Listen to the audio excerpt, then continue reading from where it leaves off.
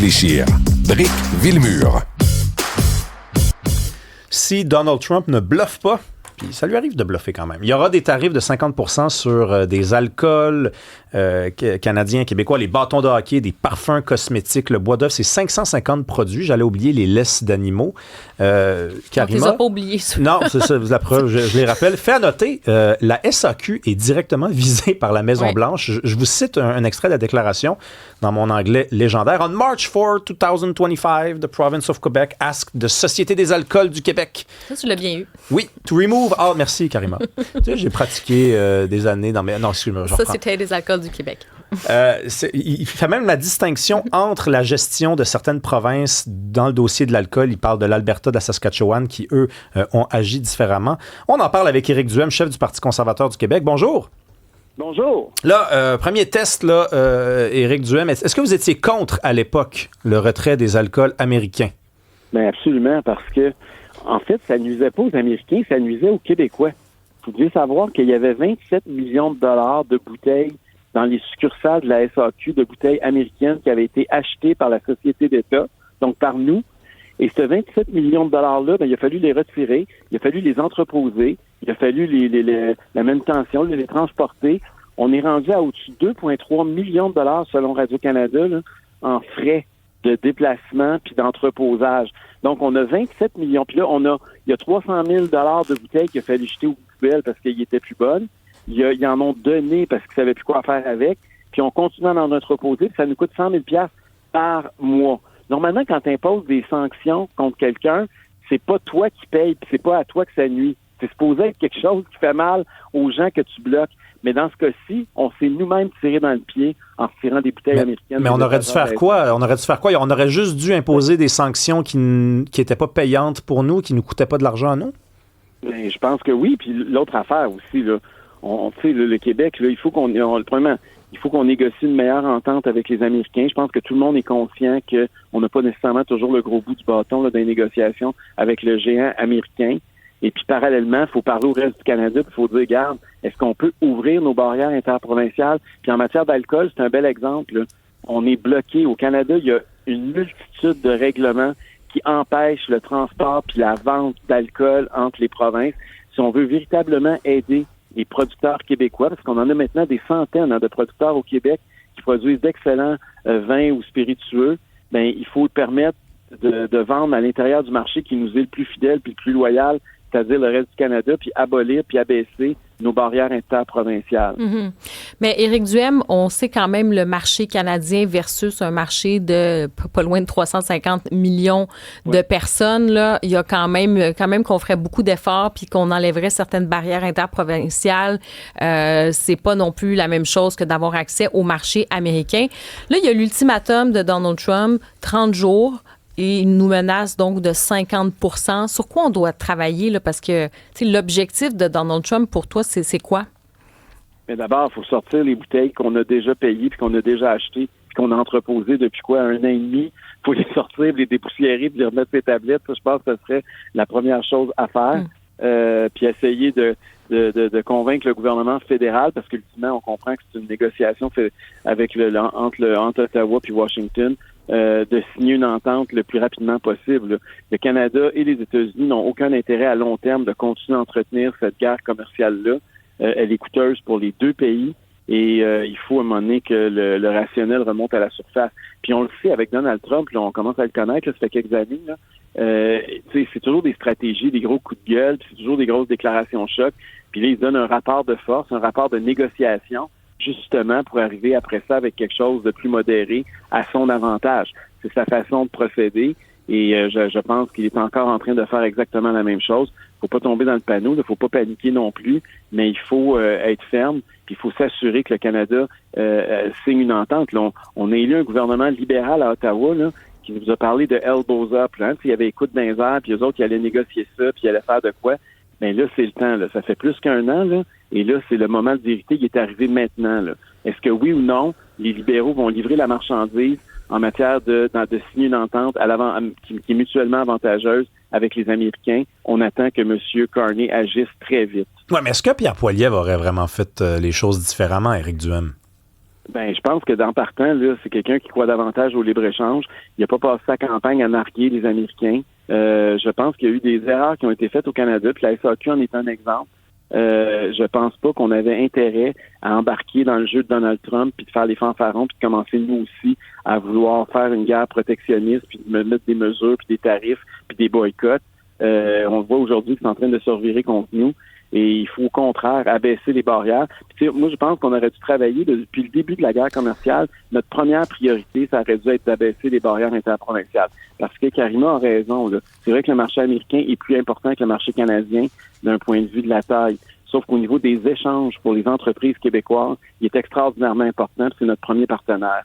Et c'est là-dessus qu'il faut tabler. Puis le Québec, en particulier, on est l'endroit où on a le plus de barrières contre les autres provinces, de toutes les provinces canadiennes. Mais donc, ça sert aussi, il y a certaines barrières aussi qui sont là pour protéger certaines industries au Québec aussi. Là, on ne veut pas être inondé par des produits alimentaires de l'Ontario, des choses comme ça aussi, là.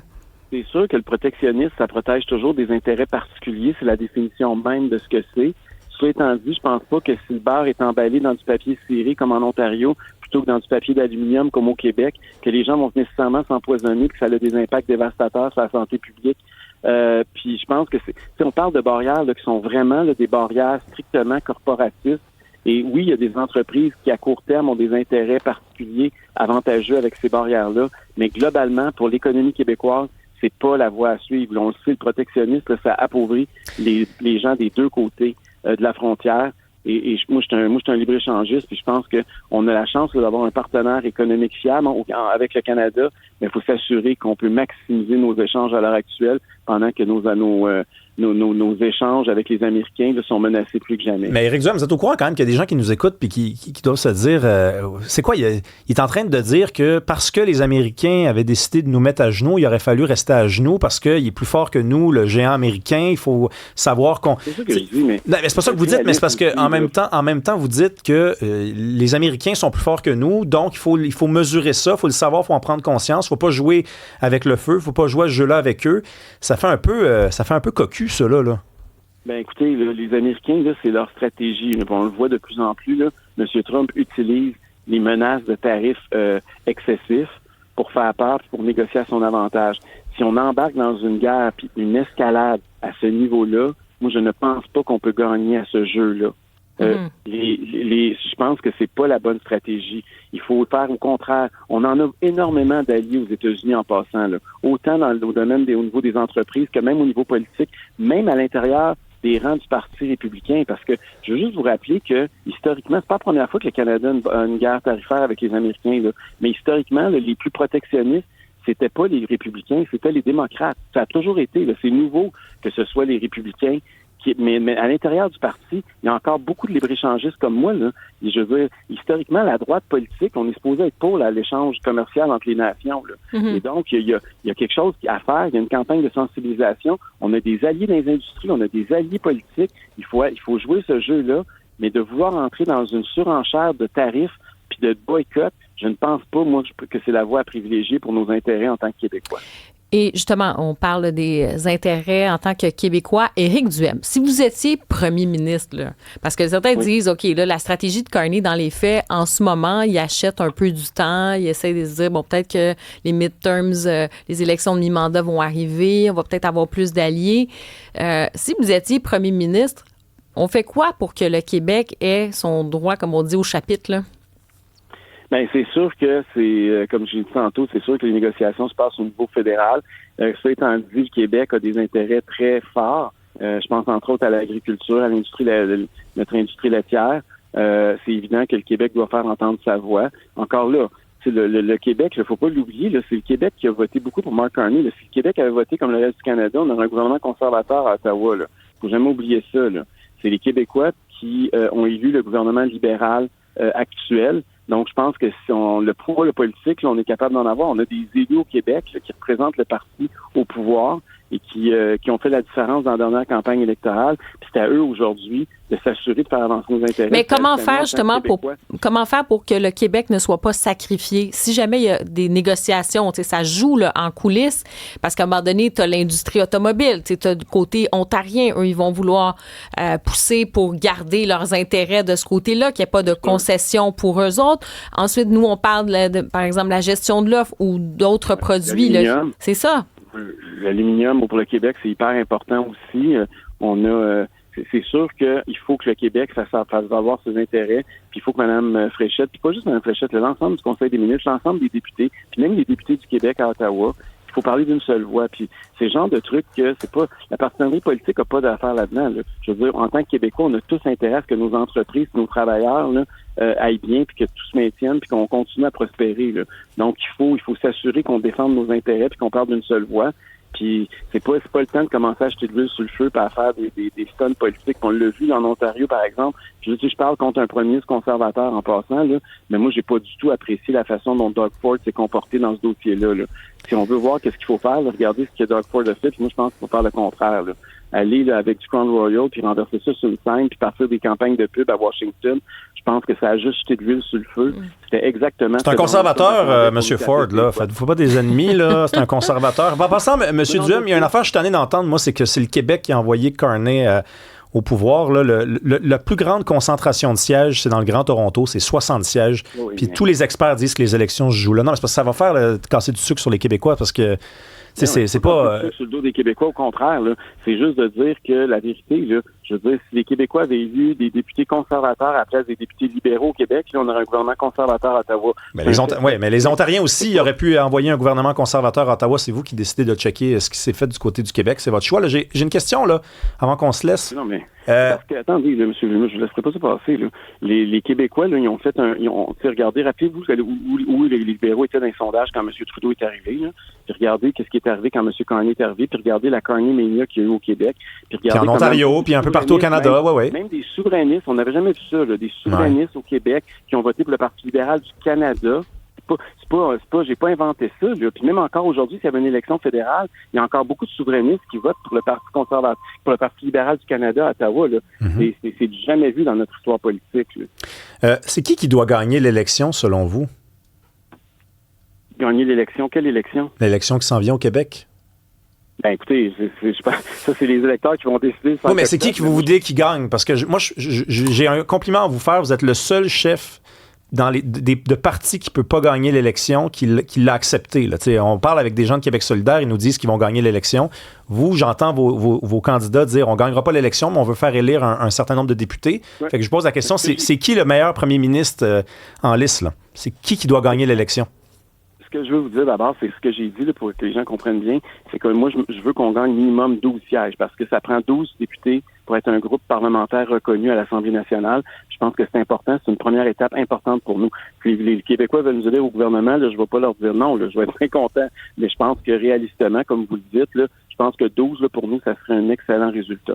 Soit étant dit, c'est pas moi qui va décider comment vont être répartis les autres sièges. C'est les Québécois qui vont décider. Moi, mon rôle, là, ça va être de m'assurer qu'on va défendre les idées pour lesquelles on a été élus, les idées conservatrices, puis on va travailler avec le gouvernement que les Québécois vont choisir d'élire. Je pense que c'est notre... J'ai pas ma réponse. Je voulais une réponse. Moi, je voulais un non. Non, mais je vais travailler avec le gouvernement qui vont élire. Okay. On va essayer d'être constructif. Puis l'affaire que j'aimerais, par exemple, ça va peut-être plus répondre à votre question. Moi, j'aimerais ça que ce soit évidemment un gouvernement minoritaire. Parce que vous comprenez que si on a balance du pouvoir, ça va pas être la même game à partir du 6 octobre à l'Assemblée nationale que quand on a un gouvernement majoritaire. Puis que les députés conservateurs aient la balance du pouvoir, c'est sûr que politiquement, ça pourrait vouloir dire un virage dans les politiques publiques au Québec, qui, quant à moi, serait bien reçu. Là. Je pense que si vous voulez un gouvernement plus petit, si vous voulez avoir du privé en santé, si vous voulez exploiter nos ressources, l'arrivée d'un gouvernement minoritaire avec les conservateurs qui en balance du pouvoir, c'est sûr que c'est vers là où on irait. Mm-hmm. Puis en terminant, je veux juste revenir rapidement sur ce qui se passe, donc notre rapport avec les États-Unis. Est-ce que vous comprenez les actions de Donald Trump? Est-ce que c'est... comment vous voyez ces actions-là puis son protectionnisme? Écoutez, moi, je vais enlever mon chapeau de politicien, je vais prendre celui d'économiste. Là. C'est sûr que c'est très, très difficile difficile à comprendre parce que c'est pas rationnel. D'un point de vue économique, ça tient pas la route.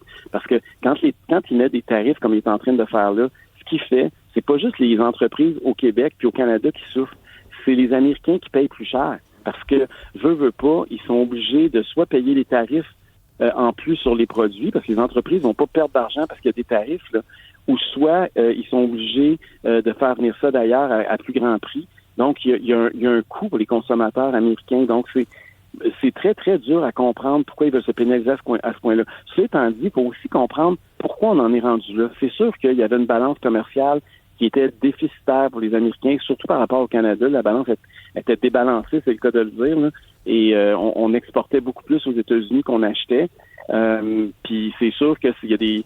C'était une question de temps, mais qu'il y ait un entrepreneur politique qui décide que je vais défendre les travailleurs, je vais leur dire que si on met des mesures protectionnistes, on va créer plus de jobs, on va renforcer leurs industries. Et c'est exactement ce qui est arrivé. Donc, le Canada était quand même dans une situation de vulnérabilité avant même l'arrivée de Donald Trump. Puis ça a juste exacerbé les tensions là, depuis qu'il est à la Maison-Blanche. Merci beaucoup, Éric Duhem, chef du Parti conservateur du Québec. On se retrouve bientôt. Là, la campagne, votre campagne a l'air d'être partie, vous, en fait. Tout le monde a l'air un peu... Oui. Bon, bonne campagne. On se retrouve bientôt. Gatineau, là, je vais présenter notre candidat dans Papineau dans quelques minutes, là, un homme d'affaires bien connu, Michel Cadry. Là. Je débarque de tout, je m'en vais le présenter. Allez pas leur dire qu'ils ont élu Carney. Là. Je vous dis, ça marche pas, ça. Ça fait pas gagner des votes. Vous n'avez pas aimé. Ben non, mais c'est un fait. Ça fait pas mon affaire. Je suis pas voté pour lui, moi non plus, pour s'inquiéter pas. Là. OK. Merci beaucoup, Éric Duhem. Karima, c'est toute la question des tarifs. Je veux qu'on vienne un instant là-dessus. Là.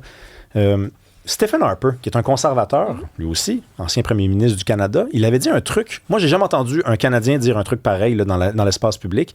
Il avait dit, alors qu'il était question de répondre ou non aux tarifs de Donald Trump, quand on est Canadien fier de l'être, il faut être prêt à souffrir. Il avait dit ça, lui. Ça, c'est une contradiction avec le discours, par exemple, qu'aurait souhaité un Éric Duhem ou un discours qu'aurait peut-être souhaité un Pierre Poilievre, parce que lui, il disait, oui, il faut embarquer là-dedans. On nous donne un coup, on va répondre. Puis peut-être qu'on va perdre, mais on va se tenir debout, puis on va être reconnu dans l'espace, à l'international, comme un pays qui ne s'est pas laissé marcher sur les pieds. Quand il avait dit ça, Stephen Harper, beaucoup de gens avaient dit, Colin, c'est ça aussi le nationalisme. Mm-hmm. C'est ça aussi. C'est accepter peut-être des fois que se tenir debout, ça a un prix.